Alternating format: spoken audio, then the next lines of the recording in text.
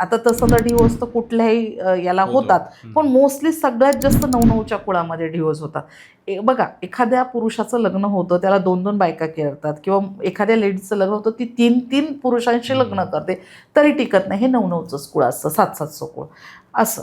तर मग ह्या लोकांनी काय केलं पाहिजे, 8-8च्या, 7-7च्या आणि 9-9च्या कुळामध्ये यांनी गायत्री होम घरात केला पाहिजे, गणेश याग केला पाहिजे, त्रिपुरा सुंदरीचा पाठ केला पाहिजे.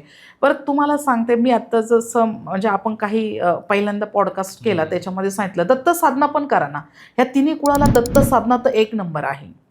ज्याचं कुळ सापडत नाही, ज्याच्या घरामध्ये डिवोर्स होतात, ज्याच्या घरामध्ये खूप प्रमाणात म्हणजे अशांतता आहे, खूप प्रमाणात मेडिसिन्सचा खर्च चालला आहे, खूप प्रमाणात एक एक कुटुंबता राहिली नाही, यांनी दत्त साधना करावी, गायत्री साधना करावी, सुंदरकांड करावं, 52 म्हणजे हे सगळ्या दत्तभावनी वाचा तुम्ही, गुरुचरित्राचं पारायण करा, ही सेवा तुम्ही घरामध्ये करा.